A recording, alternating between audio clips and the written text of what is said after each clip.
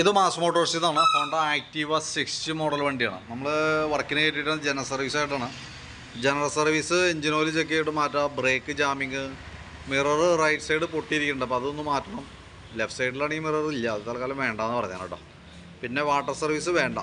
Buzzer check ചെയ്യുക. അത് നിലവിൽ ബസ്സർ ഇല്ല, അത് കട്ട് ചെയ്തിട്ടേക്കാണെന്നുണ്ടെങ്കിൽ പിടിപ്പിക്കുക, അങ്ങനെ എന്താണ് പറഞ്ഞേക്കണേ. ജസ്റ്റ് ഞാൻ നോക്കിയിട്ട് അതിനനുസരിച്ച് ചെയ്യാം. പിന്നെ നമ്മൾ വണ്ടി ഓടിക്കുന്ന സമയത്ത് അതിൻ്റെ ബ്രേക്ക് ഓൾറെഡി ടൈറ്റാണ്. ഫ്രണ്ട് ബ്രേക്ക് കേബിൾ ലോഡായിട്ട് ടൈറ്റ് ആയേക്കാണ്. പിന്നെയുള്ളത് ഈ ലെഫ്റ്റ് സൈഡിൽ ഇൻഡിക്കേറ്റർ ഒരു ബൾബ് പോയിട്ടുണ്ട്, പ്രോപ്പറായിട്ട് വർക്ക് ആവണില്ല. പിന്നെ വണ്ടി ഓടിക്കുന്ന സമയത്ത് വണ്ടിക്ക് ഒരു പാളൽ പോലെ ഫീൽ ചെയ്യുന്നുണ്ട്. അത് ബാക്ക് ടയർ തീർന്ന് കിടക്കുകയാണ്, അപ്പോൾ അതിൻ്റേതായിട്ടുള്ളൊരു പ്രോബ്ലം ഉണ്ട്. അങ്ങനെ 1-2 കംപ്ലയിൻസുകളാണ് പ്രത്യക്ഷത്തിൽ നമുക്ക് വണ്ടി ടെസ്റ്റ് ഡ്രൈവ് നടത്തിയപ്പോൾ കിട്ടിയാണ്.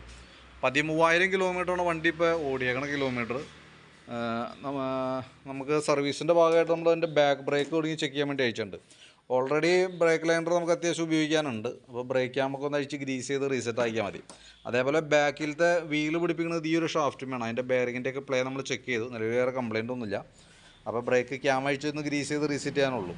ബാക്കിലത്തെ ടയറിൻ്റെ കണ്ടീഷൻ നോക്കുമ്പോൾ ടയറിൻ്റെ സെൻറ്റർ ഭാഗം നോക്കിയാൽ തീരെ ഒട്ടുമില്ല. കാരണം ഞാൻ എൻ്റെ ലൈനൊക്കെ മാഞ്ഞു പോയിട്ട് ഇപ്പോൾ ശരിക്കും വളരെ സ്മൂത്തായിട്ടുള്ള പ്രതലം വെച്ചിട്ടാണ് ഇപ്പോൾ ഓടിക്കൊണ്ടിരിക്കുക. സൈഡിൽ നിന്ന് നമ്മൾ നോക്കുമ്പോൾ സൈഡിൽ ലൈനൊക്കെ ഉണ്ട്, അപ്പോൾ കട്ടയുണ്ടെന്ന് വിചാരിക്കും. പക്ഷേ വണ്ടിക്ക് ഗ്രിപ്പ് ഇല്ല, അതേ വണ്ടി കൺട്രോൾ ഇല്ലാത്ത രീതിയിൽ വണ്ടി പോകണം. അതായത് ഹാൻഡിലൊരു പാളൽ പോലൊക്കെ ഫീൽ ചെയ്യുന്നുണ്ട്.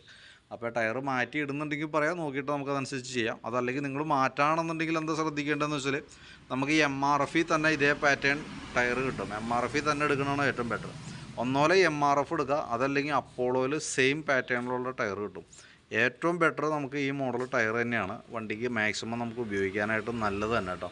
വണ്ടി ഓടിക്കാനും നല്ല സ്മൂത്തായിരിക്കും. ഈ പറഞ്ഞ രീതിയിൽ ഏകദേശം ഒരു 12,000 കിലോമീറ്റർ എന്തെങ്കിലും കിട്ടും. അത് നമ്മുടെ ഉപയോഗം അനുസരിച്ചിട്ട് ചിലത് കൂടുതൽ കിട്ടും, ചിലത് കുറച്ച് കുറവ് കിട്ടും. അങ്ങനെയൊക്കെ നമ്മുടെ ഉപയോഗം പോലെ ഇരിക്കും. അതിപ്പോൾ ഇതെന്നല്ല, ഏത് ടയറായാലും കുറേ കൂടി നമുക്ക് നല്ലതായിട്ട് നമുക്ക് തോന്നുന്നത് MRF തന്നെ ഈ ഇതായിരിക്കും. MRF അപ്പോളോ മോഡലുകൾ കേട്ടോ. അപ്പോൾ മാറ്റുന്നുണ്ടെങ്കിൽ പറയാം, നമുക്കത് നമ്മുടെ കയ്യിലില്ല, നമുക്ക് അറേഞ്ച് ചെയ്യാൻ പറ്റുന്നുണ്ടെങ്കിൽ അറേഞ്ച് ചെയ്തിട്ട് തരാം. ഇനി അതല്ലെങ്കിൽ നിങ്ങൾ മാറ്റാണെന്നുണ്ടെങ്കിൽ ഓൾറെഡി ഇതേപോലെ തന്നെ അന്വേഷിച്ച് കറക്റ്റായിട്ട് നോക്കിയിട്ട് ഇടാം. കാരണം ടയർ ഇടകളിൽ ചെല്ലുമ്പോൾ സ്വാഭാവികമായിട്ട് ആ ഒരു ഗ്രിപ്പ് കൂടുതലുള്ളത്, കട്ട കൂടുതലുള്ള മോഡൽ ടയർ ഇടാനായിട്ട് ശ്രദ്ധിക്കും. കാരണം MRFൻ്റെ ഈ മോഡൽ കിട്ടാനായിട്ട് സാധ്യത കുറവായിരിക്കും. അങ്ങനെ കിട്ടായി വരാണെങ്കിൽ പോലും നമ്മളൊന്ന് കോൺടാക്ട് ചെയ്യുക, നമ്മളതനുസരിച്ച് അറേഞ്ച് ചെയ്ത് തരുന്നതാണ്. അതനുസരിച്ച് ചെയ്യാനായിട്ട് നോക്കാം. കട്ട കൂടുതലുള്ള ചില വണ്ടികൾ നമ്മൾ ടയർ മാറ്റി ഇടുമ്പോൾ തുടങ്ങി വെട്ടൽ കാണിക്കും.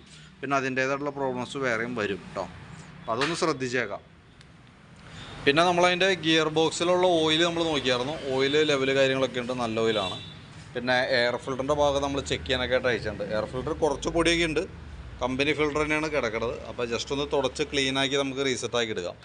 പിന്നെ ക്ലച്ചിൻ്റെ ഭാഗം നമ്മൾ ക്ലച്ച് ഗ്രീസിങ്ങിനൊക്കെ ആയിട്ട് അയച്ചിട്ടുണ്ട്. അത് നമുക്ക് ഓൾറെഡി നമുക്ക് ജനറൽ സർവീസിൽ CVT ക്ലച്ചിൻ്റെ ഭാഗം നമ്മൾ ഇൻസ്പെക്ഷൻ ഉള്ളതാണ്, അതിന് വേണ്ടിയിട്ട് അയച്ചാനാണ്. അപ്പോൾ നമ്മളതിൻ്റെ ബെൽറ്റിൻ്റെ കണ്ടീഷനൊക്കെ കൂട്ടത്തിൽ കൂടെ നോക്കി പോകുന്നുണ്ട്. ബെൽറ്റ് കമ്പനി ബെൽറ്റ് കിടക്കണം, ഹോണ്ടയുടെ ഒറിജിനൽ ബെൽറ്റിനാണ്, വേറെ ഡാമേജോ കാര്യങ്ങളൊന്നും നിലവിലില്ല. പിന്നെ അതിൻ്റെ വേരിയേറ്റർ ബോഡി, ബോസ് ഡ്രൈവ് കാര്യങ്ങളൊക്കെ നമ്മൾ ചെക്ക് ചെയ്തു. റോളർ കാര്യങ്ങളൊക്കെ നോക്കി, നിലവിൽ നോർമൽ തേമാനങ്ങളൊക്കെ ഉള്ളൂ. ക്ലച്ച് യൂണിറ്റ് ആയാലും ഓക്കെയാണ്, വേറെ പ്രോബ്ലം ഒന്നുമില്ല. അപ്പോൾ ക്ലച്ചൊക്കെ ഒന്ന് ക്ലീൻ ചെയ്ത് റീസെറ്റ് ചെയ്താൽ മതി. പിന്നെ എഞ്ചിൻ ഓയിൽ മാറ്റുന്നുണ്ട്, ഓയിൽ ചേഞ്ച് ടൈമാണ്, ഓയിൽ മാറ്റുന്നുണ്ട്. എഞ്ചിൻ ഹെഡിൻ്റെ ഭാഗത്തേക്ക് നോക്കുമ്പോൾ ഇവിടെ ചെറുതായിട്ടൊരു ലീക്കേജ് സ്റ്റാർട്ട് ചെയ്തിട്ടുണ്ട്. അത് ഈ ഹെഡ് കവറിൻ്റെ ഗ്യാസ്കറ്റ് ലീക്കായി തുടങ്ങിയേക്കണം.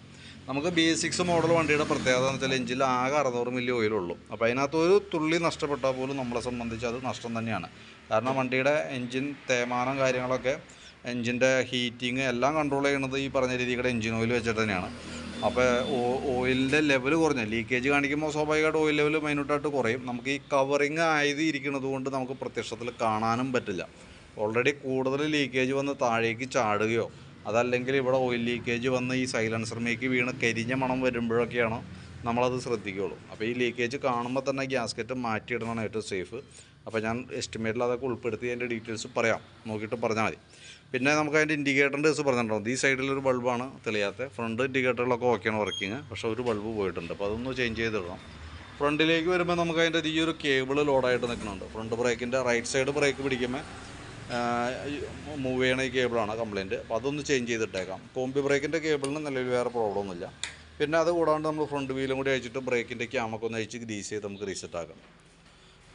അതാണ് നമുക്ക് അത്രയും ഭാഗത്താണ് നമുക്ക് വാങ്ങൽ ചെയ്യാനുള്ളത്. പിന്നെ അതേപോലെ തന്നെ നമ്മളതിൻ്റെ ബാറ്ററി, എക്സൈഡിൻ്റെ ബാറ്ററിയാണ് വണ്ടിയിൽ ഇരിക്കുന്ന ബാറ്ററി. ഞാൻ അതിൻ്റെ വോൾട്ട് കാര്യങ്ങളൊക്കെ ജസ്റ്റ് ചെക്ക് ചെയ്ത് നോക്കി. 12.87 വരെ കിട്ടുന്നുണ്ട്.